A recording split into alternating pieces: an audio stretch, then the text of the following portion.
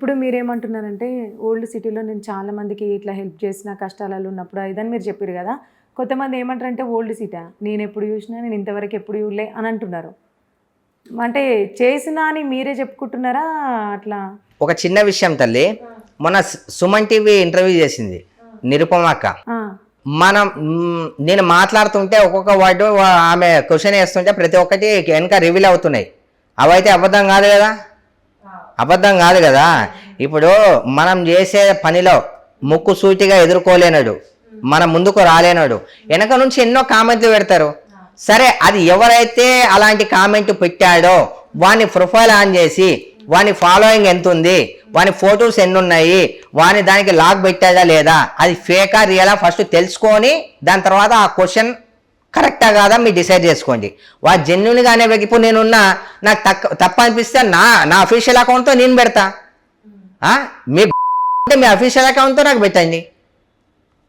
Fake అకౌంట్లతో పెట్టడం ఏంది? ఎవరైనా ఇప్పుడు ఒక మనిషి పైకి ఎదుగుతున్నాడు, ఒక మనిషి మంచిగా ఉన్నాడు, ఒక మనిషికి పేరు వస్తుంది, కంపల్సరీ నెగిటివ్ ఉంటుంది ప్రతి ఒక్కటి.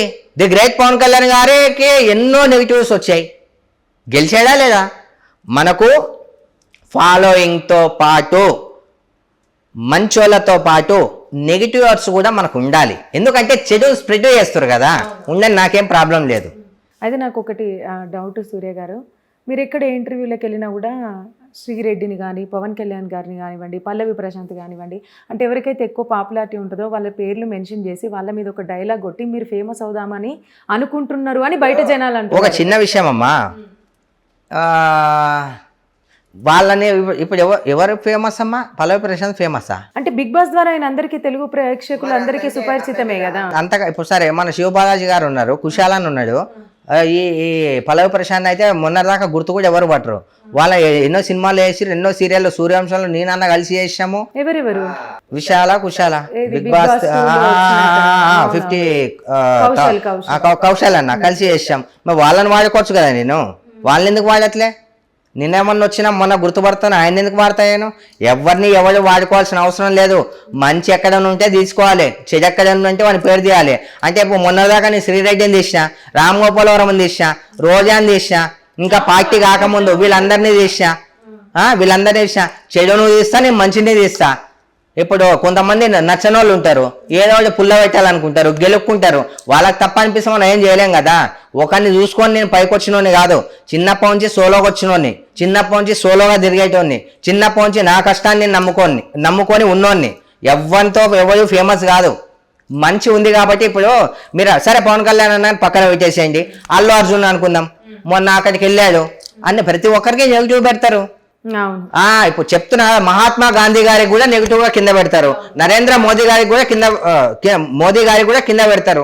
ప్రతి ఒక్కరికి నెగిటివ్ పాజిటివ్ అనేది కంపల్సరీ ఉంటుంది. మనం దాన్ని అన్నింటినీ తీసుకొని దాన్ని చూసుకొని అక్కడే మనం ఆగిపోవాల్సిన అవసరం లేదు, మనం ముందుకు వెళ్ళిపోవాలంతే. అవును, ఇప్పుడు దాదాపు ఆల్మోస్ట్ మీరు ఇంటర్వ్యూస్ చాలానే ఇచ్చుంటారు కదా యూట్యూబ్లో. అవి ఇచ్చుంటారు కాదమ్మా, వాళ్ళు ఇక ఫోన్ చేశారు ఇంటర్వ్యూస్ కావాలి సార్. ఇప్పుడు మీరు ఎలా అయితే అడిగారు ఇంటర్వ్యూస్ కావాలని చెప్పి కాల్ చేస్తే, సరే భయ్ ఇలా అయినా 10 మందికి మనం మంచి చెప్పొచ్చు, ఆపర్చునిటీ రాని వాళ్ళు ఉన్నారు ఇంటర్వ్యూస్. ఇప్పుడు ఫర్ ఎగ్జాంపుల్ చూడండి, సూర్యబాయ్ గారిని విమర్శించే వాళ్ళంటే ఫేమ్ కోసం కాదు, ఈ ఇంటర్వ్యూల ద్వారా మంచి చెప్పదలుచుకుంటున్నారు. సో మీ అందరికీ ఆన్సర్ వచ్చిందని నేను అనుకుంటున్నాను. సో డెఫినెట్లీ ఇప్పుడు అమ్మ తల్లి దేవుడు అందరికీ ఆపర్చునిటీ ఇవ్వడు. సరే, ఒక చిన్న ఎగ్జాంపుల్, నేను ఒక కార్ డ్రైవర్ని తీసుకొస్తా, సరే వానికి డైరెక్ట్ ఫోన్ చేసి మీరు ఇంటర్వ్యూ కావాలని అయితే అడగరు కదా, అడగరు కదా.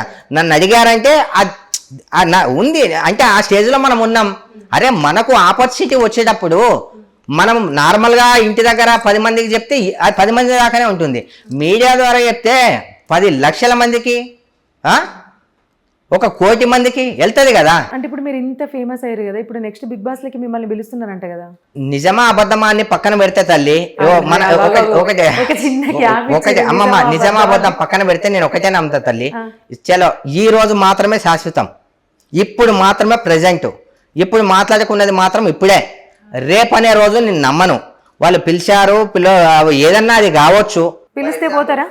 100% వెళ్తాను నేను.